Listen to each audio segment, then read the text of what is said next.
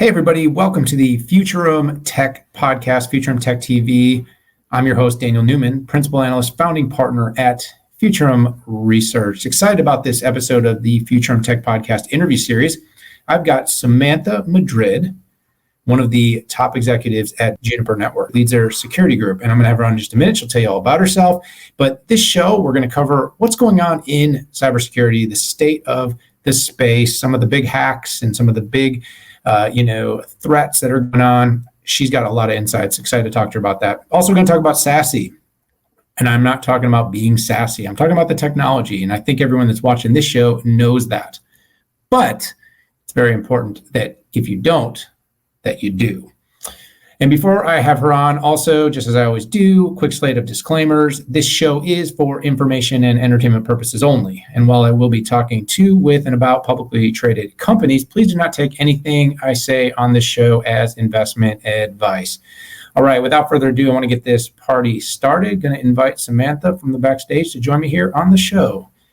Samantha, welcome to the Futurum Tech Podcast. Hey, Daniel, how are you? Thanks for having me. It's great to have you here. It's been a while since we chatted, but I remember I had a great time talking to you.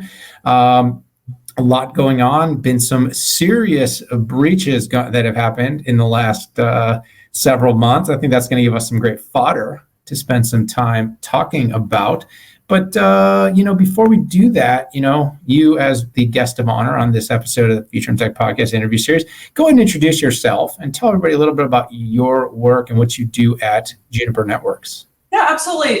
So thanks again, Daniel. I'm really glad to be here. So Samantha Madrid, I lead the security business here at Juniper Networks. I'm responsible for all our security technologies across all our customer segments, so enterprise, cloud, and service provider. And, the security industry is certainly taking shape. I'm excited to be here to talk to you a little bit more about it. Yeah, there is a lot going on in that space, and it is really great that you were able to come back and talk. I remember being really, having the chance, first time you briefed me on the business and what you guys are doing over in security. And I said, the world needs to hear a little bit more from Juniper, especially some of the things that you and your team are doing, very ambitious. You guys definitely seem to have your fingers on the pulse of what's going on in the space. And, I don't need to tell that story because you're going to get the chance to do that. But before we do jump into some of the product solutions, I definitely want to hear more about what you're doing in SASE. Let's just set the stage here for a minute. We've got, a world that's just more attuned to all the events, all the current events. And of course, we've got a media that loves nothing more than a great sensational story. The last 9 months, we had SolarWinds, major hack, got a lot of headlines. Microsoft had the Exchange hack, infected and affected a lot of people around the world. We've had Silicon level hacks over the last few years. Intel had some major, challenges that it was facing with some vulnerabilities at the silicon level. So we're having at the silicon, at the infrastructure level, at the software level. And even recently, we're seeing ransomware play out. We had the Colonial Pipeline attack.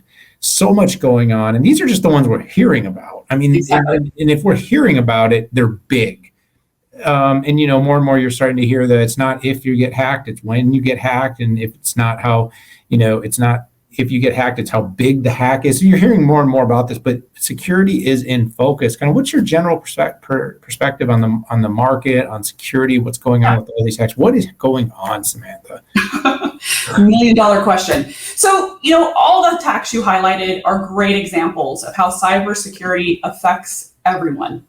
Bad actors, whether they're state-sponsored or in business for themselves, look for weaknesses and opportunities to exploit those weaknesses, which is why visibility, intelligence, and enforcement everywhere within the technology that's being deployed, as well as how it impacts your employees, is critical. Yeah, I think that makes a lot of sense. Now, when you sit there in the role that you're in, Samantha, and you turn on CNBC or even the nightly news, because this isn't just business media anymore. You're hearing about these hacks on your local news station as a national news story. What what's your reaction when you kind of hear these things happen? I mean, are you just totally callous about it now because this is the world, or do you does you raise an eyebrow? Do you go, oh my gosh, this is an opportunity? I mean, how do you react each time you hear about one of these big breaking security stories? Well, it's certainly a concern, right? Security historically has been siloed in deployment and operation, meaning there have been a very network-centric view as well as a more traditional security view. And both present their challenges. This is fundamentally why we need to really think differently about security. And why, frankly, I fundamentally believe that when you hear about these instances that have taken place and you read about them, it just reinforces that security is everybody's problem, right? Technology is pervasive. You have your smart connected devices. Those are gateways. Those are gateways to SaaS applications, to company issued, those company issued technologies. You are directly accessing confidential information on your company's network. You have to treat it as such.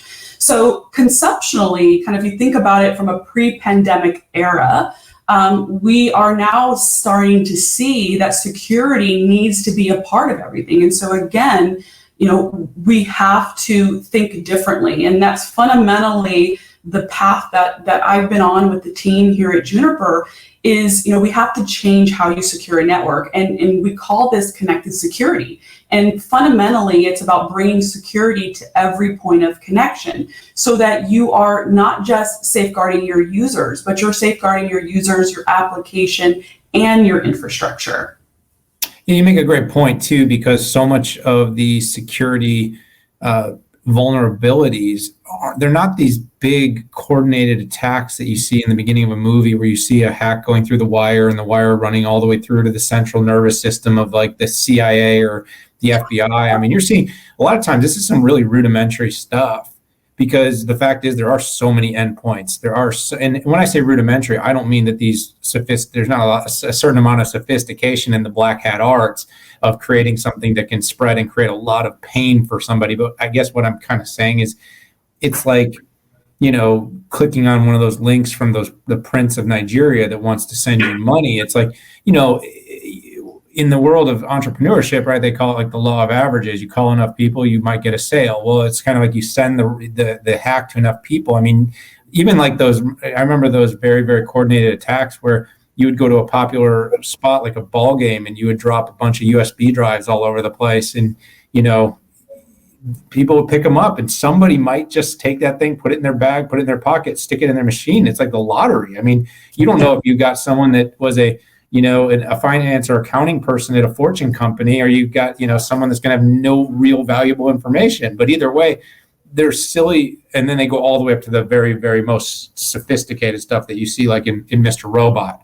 where they're breaking into data centers and putting Raspberry Pis inside the men's bathroom. I mean, but overall, we do create, because, we're seeing just some of the, secular trends right now with COVID is, right, more than one PC per household, people carrying numerous devices now. We're now in a world, we have a mobile phone, we have a tablet, we have a laptop, we have a desktop. You've got a smartphone one on your wrist. You've got, and people carry, and what I'm saying is every one of these devices is a surface. They're all attack surfaces. And, some of them were much better at securing than others, but a lot of us are lazy. A lot of people as a society, we're pretty lazy. We pretty much take for granted that, our 4-digit security code or whatever is going to actually do the trick, even when there is multi-factor and there is biometric, and we don't even turn it on. I mean, as a society, it's kind of interesting to watch this. Hopefully enterprises take the lead here. So you've built this connected security business. It's certainly what caught my attention. I do think your concept of kind of having this edge-focused approach is critical, even though these data centers definitely need to be hardened, definitely need some attention. SASE is something, though, I wanted to take a little time to talk to you about, too, because this has become the epicenter of so many security conversations I've had over the past several months. It seems like it's a wave. It's had a marketecture wave to it, but it also has a pretty significant usability and adoption wave. What's going on? I guess to start from the beginning, for those that don't know, what is SASE kind of, and then give a little background of how it's really starting to play a bigger part in your strategy. Yeah, I'd be happy to. So fundamentally, what we're seeing before we kind of get into the definition of SASE is a convergence between networking and security, and kind of bringing those two traditionally separate functions within an organization together. So you have kind of this better together strategy that's happening across enterprises and large organizations worldwide. And the benefit of that is the cloud. And that's where you kind of hear about SASE, and that's where SASE kind of comes into the picture. To me, SASE is an architecture, full stop. It is not a product. It is a culmination of technologies together delivered from the cloud. What the cloud means, in the most simplest terms to me, it means access. It means more opportunities to connect. It means access to broader technologies worldwide. It means you can accomplish more. You have scale. You can reach your users wherever they are. You're no longer putting the infrastructure onus on the customer or on the enterprise. So the benefit of this is that it evens the playing field for all, whether you're a very large global 50 enterprise, or you're a smaller mid-size enterprise, or even a small company. You can have access to the same advanced security capabilities that any company has, and you can do so at your pace. And the benefit of it in looking at SASE as an architecture is that you're able to leverage your existing technology that you have in your environment as you make that architectural transition. So when we, at Juniper embarked on SASE, we did so with an operational approach. As a company, Juniper is very, very laser focused on being experience led. And so what that means for SASE, it means you're taking your existing technologies, maybe that's a firewall, your proxy, your advanced threat ATP capabilities, and you're moving those to the cloud. But the reality is you're not doing that overnight. You're actually doing that. Maybe it's site by site, maybe it's a segment of your network or a segment of your users. And so the key thing is operational. And I think what's being often missed in a lot of the hype and the conversations around SASE is it's being relegated to a product. And I think that's going to set a lot of customers up for failure, quite frankly, if I can be so bold. Because it's not like you're starting, nor should you start from scratch, but it's what a lot of vendors would have you believe, that you can just completely start from level zero, but no organization does that. Let me give you a perfect example. So when you move, in fact, Daniel, you just moved just recently. When you move from one house to another, you take your possessions with you. You don't typically start from scratch. And very, very few people can throw all their furniture and their personal belongings away and then completely rebuild anew. That's not reality. And then when you do that, you realize, oh wait, I should have kept that photo album. I should have kept that TV. And I've already gotten that working for myself. So, and this is a very simplistic way of really thinking about SASE as an architecture. So what we're building is something called SD Cloud. It's our SASE portal. It allows a customer to take their existing on-prem security and move it to the cloud at their pace. It's able to replicate all of their policies they've been using on-prem and put them in the cloud. So as changes are made, they've never had to skip a beat. This is called taking an operational approach. And it's been very effective and exciting a lot of customers, because when they double-clicked and looked at other solutions in the market, they're literally having to start from a clean slate. And I don't know about you, but having to build a brand new set of security policies from scratch, companies don't want to do that. It's not realistic. And so we're really trying to take that approach that is driven by operations. It's able to migrate a customer at their pace, at what policy is important to them. To put it a different way, I'm a big fan of Apple, and we're taking an iCloud approach to SASE. Meaning iCloud similarly is a connected, is a point of enforcement, and then you have all your Apple devices connecting. The same holds true with SD Cloud. Whether you are using our firewalls or advanced security capabilities or you're utilizing our security intelligence tied into your networking equipment like routers and switches and wireless access points. All of that will be managed, configured, and operationalized through SD Cloud. Yeah, I like the way that narrative comes together. The first thing when I started hearing SASE, I just started thinking software defined. I mean, that was the first thing when I was sort of listening to the strategy. As I said, we've moved to a world where, right, you used to think of security as racks and racks of firewalls and in different hardware gatekeepers and different just hardware infrastructure that was used the same way a server would be used.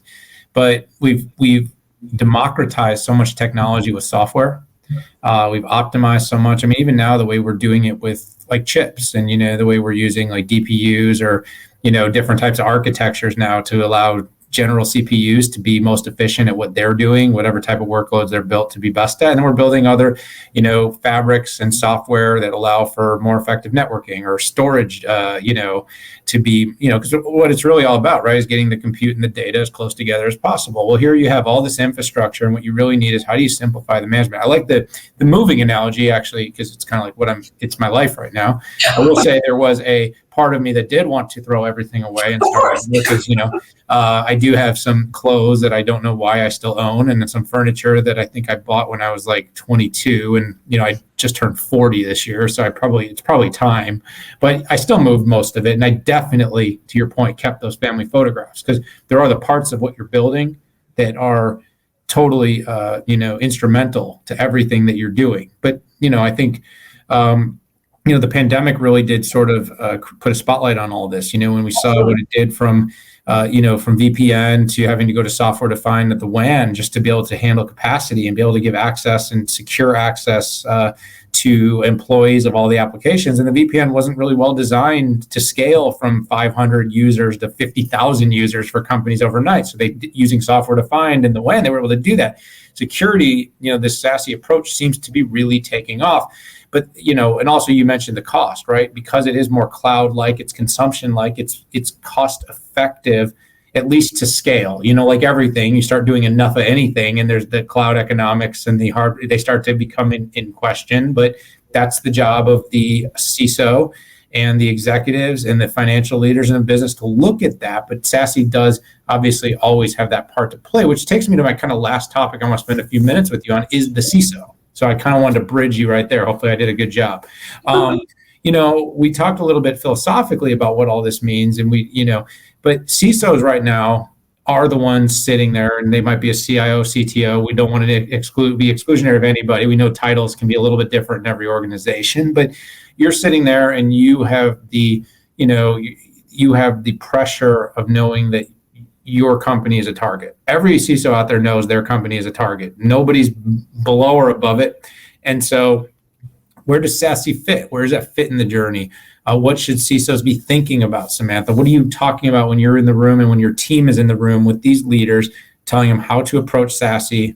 And of course, what is Juniper? Why is Juniper a great partner choice? Absolutely. Great questions.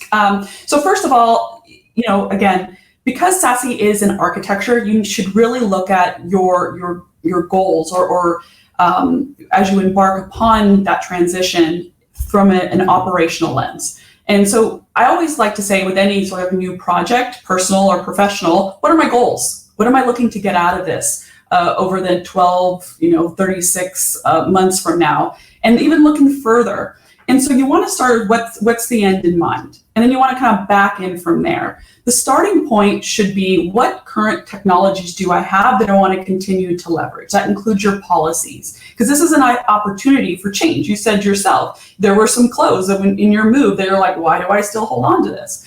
And similarly, if you translate that to policies and operational structures, this is your opportunity to redefine those. However, you've made a lot of investments in things, and organizations have made a lot of investments in their technologies. And I would imagine you want to leverage and maximize your investment. So you want to start by saying, what technologies, what do I want to keep?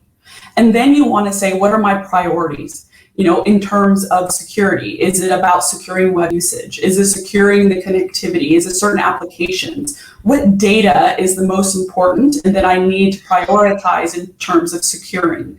And then my rollout plan needs to be centered around those goals. And what's your transition look like? Can I use my existing policies? Do I have to migrate and set up new? What does this mean for my team? Do I need to hire new people?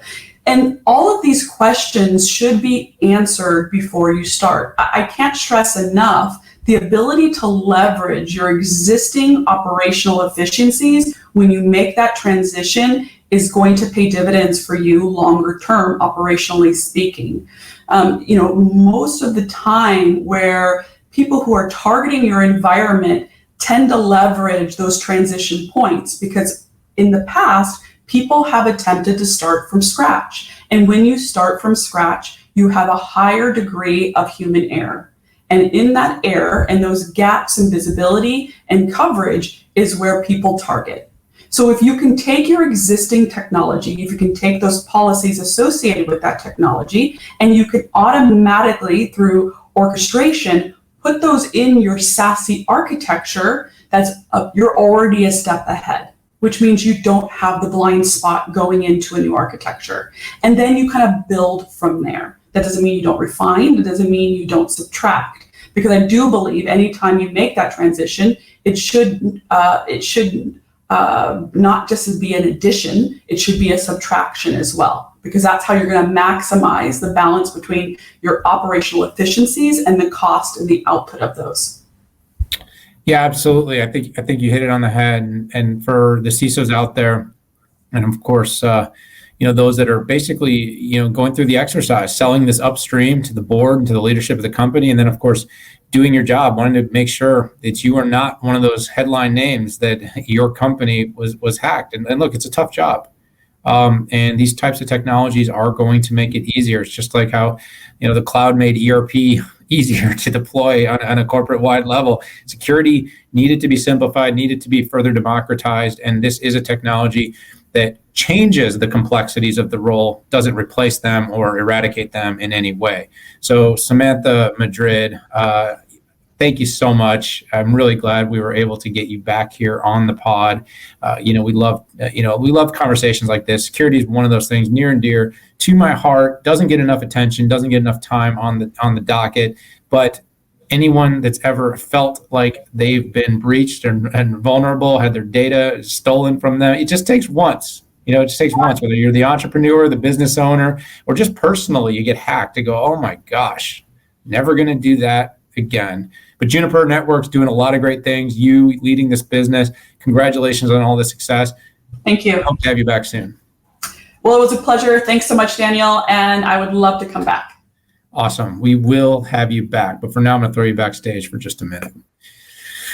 All right, everybody. Thank you so much for tuning in. Wasn't that great? Samantha Madrid, VP of Security Business and Strategy at Juniper. Great story. Love what they're doing over there. Definitely something to pay attention to. Check out the show notes. I'll put some links where you can learn a little bit more about the business, about Juniper's SASE strategy. And also, of course, check out all of the Future in Tech podcast interviews. We have lots of great conversations with the leading executives of the biggest and most prestigious tech companies in the world. That's what we do here. We break it down.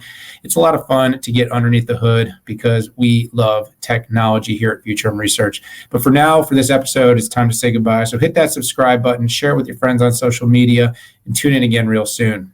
But we got to go. See you later.